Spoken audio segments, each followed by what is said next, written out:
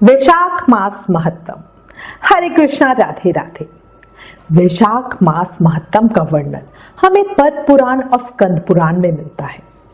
वैशाख महत्तम सूत जी महाराज ने सभी ऋषियों को सुनाया था। सबसे पहले ये महत्तम भगवान विष्णु ने मां लक्ष्मी को बताया था, जिसे ब्रह्मा जी ने भी सुना और बाद में अपने पुत्र नारद को सुनाया। यही महत्तम नारद जी ने राजा अम्बरीश को बताया था। हम सभी वैशाख के इस पवित्र माह में पद्म पुराण और स्कंद पुराण दोनों में वर्णित इस पावन कथा को सुनेंगे। इसके सुनने मात्र से भगवान प्रसन्न होते हैं और हमारे मन की इच्छा पूरी करते हैं। इसलिए नियम के साथ रोज एक अध्याय सुने।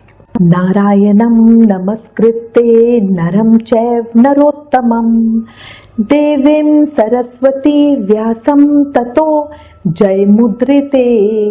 अर्थात भगवान नारायण, नर श्रेष्ठ नर, देवी सरस्वती तथा महर्षि व्यास को नमस्कार करके भगवान की विजय कथा से परिपूर्ण इतिहास पुराण आदि का पाठ करना चाहिए।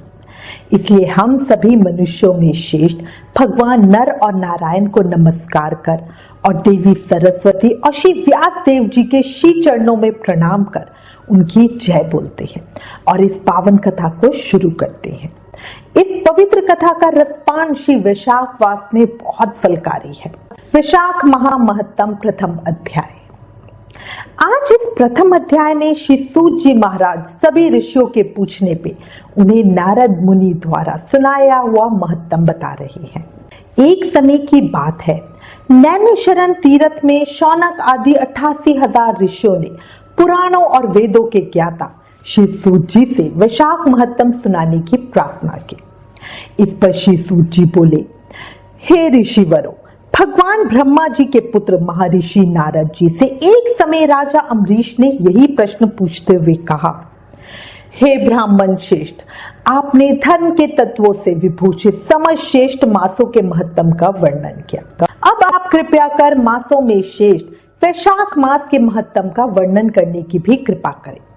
इस मास का सेवन किस प्रकार करना चाहिए, किस देवता की पूजा करने से शेष फल प्राप्त होता है, किन धर्म कृत्यों के करने तथा किन दानों के देने से क्या लाभ होता है। आपने कहा है कि ये मास भगवान विष्णु को अत्यंत प्रिय है, सो भगवान विष्णु के पूजन में किन वस्तुओं का उपयोग करना चाहिए। आप मेरी जिज्ञासा को शांत करने हेतु इस विषय का कृपया कर विस्तार पूर्वक वर्णन करें। ये सुनकर नारद जी ने कहा, हे राजन, सभी मासों के महत्तम को भगवान विष्णु ने लक्ष्मी जी से कहा था, वही भगवान ब्रह्मा जी ने मुझे सुनाया है और उसी को मैं तुमसे कहता हूँ। वैसे तो सभी मास श्रेष्ठ हैं, परंतु भगवान विष्णु को कार्तिक, माघ और वैशाख मास सबसे अधिक प्रिय है। इन तीनों में भी वैशाख मास को अधिक श्रेष्ठ माना जाता है। ये महीना माता के समान सब जीवों को अभिष्ट फल देने वाला है। इस मास का पालन करने से प्राणी की समस्त अभिलाषाएं पूरी होती है। इस मास में धर्म, यज्ञ, तप, स्नान, व्रत आदि करने से प्राणी के समस्त पाप नष्ट हो जाते हैं। इस मास की देवता भी प्रशंसा करते हैं तथा इसके सेवन को ललायत बने रहते हैं।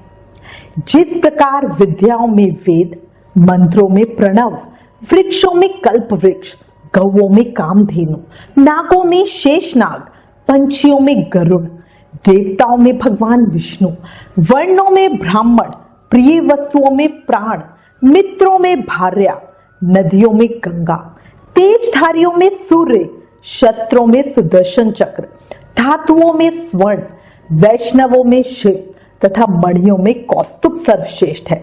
उसी प्रकार सभी मासों में वैशाख मास श्रेष्ठ है। यह मास भगवान विष्णु की भक्ति उत्पन्न करने वाला है। जो प्राणी वैशाख मास की मेष की संक्रांति में सूर्योदय से पहले स्नान करता है, उससे लक्ष्मी जी सहित भगवान विष्णु अत्यंत प्रसन्न होते हैं। जो व्यक्ति वैशाख मास में मेष राशि के सूर्य में प्रातः स्नान कर भगवान की परिक्रमा करता है, उसे 100 राजसूय यज्ञों का तथा 10 सहस्त्र अश्वमेध यज्ञों के बराबर का फल मिलता है। वह समस्त पापों से मुक्त होकर भगवान की कृपा से बैकुंठ धाम को प्राप्त होता है। हे नृपश्रेष्ठ, यदि प्राणी वैशाख मास का सेवन करने के लिए किसी तीर्थ में ना जा सके तो उसे अपने नगर के बाहर वाले किसी जलाशय के जल में ही स्नान कर लेना चाहिए। यम की आज्ञा से शास्त्रों में लिखे पाप उसी समय तक गरजते हैं जब तक मनुष्य वैशाख स्नान नहीं करता। परम पुनीत वैशाख मास में भगवान विष्णु की आज्ञा से समस्त तीर्थों के देवता सूर्योदय से 6 घड़ी तक जल के बाहर प्राणियों के कल्याणार्थ ठहरते हैं। जो प्राणी इस समय तक भी जलाशय में स्नान के लिए नहीं आते वे शापित होते हैं। हे राजन, धर्म के अनुसार वैशाख मास में स्नान करना सबसे अधिक महत्वपूर्ण कर्म है। स्नान करने से भगवान प्रसन्न होते हैं। जो वैशाख में स्नान नहीं करते वे हतभागी होते हैं।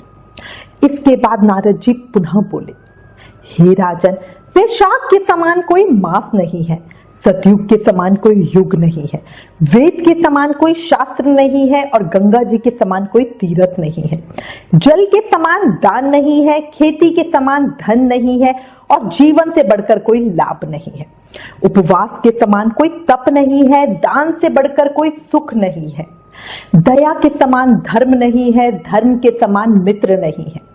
सत्य के समान यश नहीं है, आरोग्य के समान उन्नति नहीं है।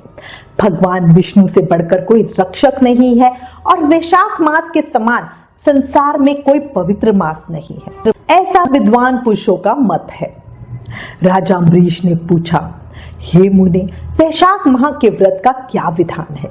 इसमें किस तपस्या का अनुष्ठान करना पड़ता है? क्या दान होता है? कैसे स्नान किया जाता है और किस प्रकार भगवान केशव की पूजा की जाती है? ब्रह्म ऋषि, आप श्री हरि के प्रिय भक्त तथा सर्वज्ञ हैं, अतः कृपया करके मुझे ये सब बातें बताइए।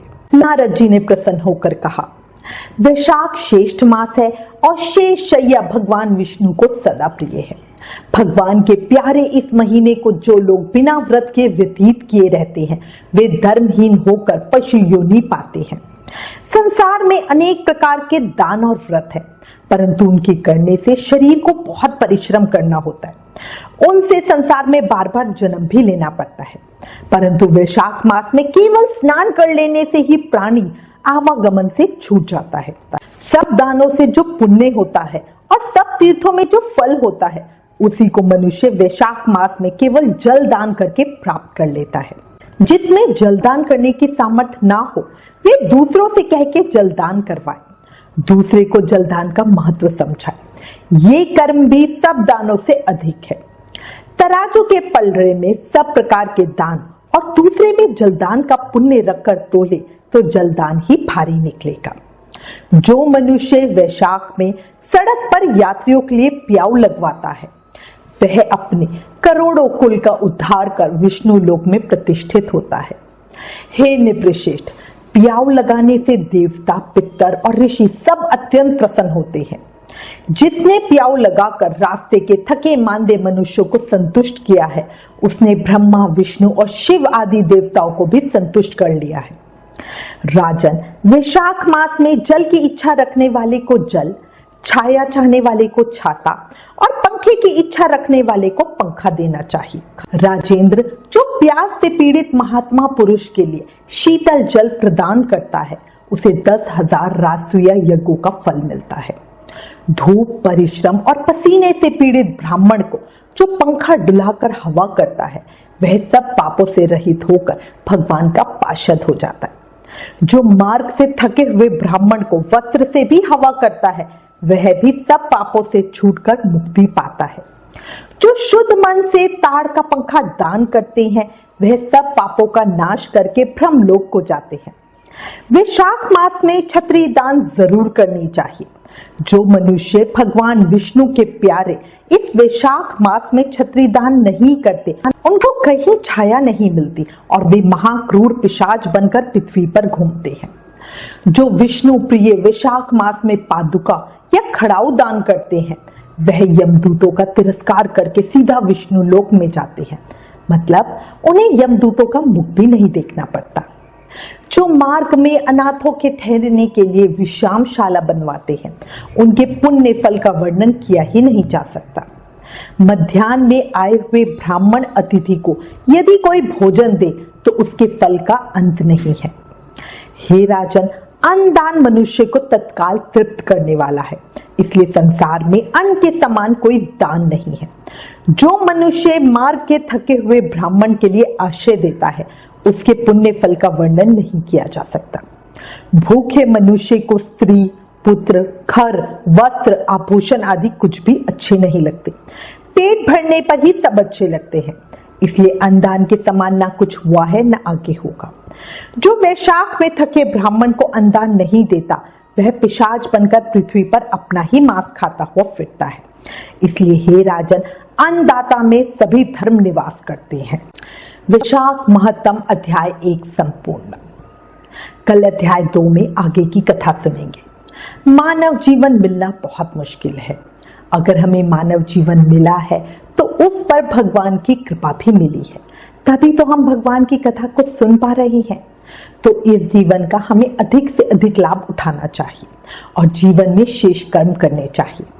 ज्यादा से ज्यादा नाम जाप करो। याद रखो, कलयुग केवल नाम आधारा।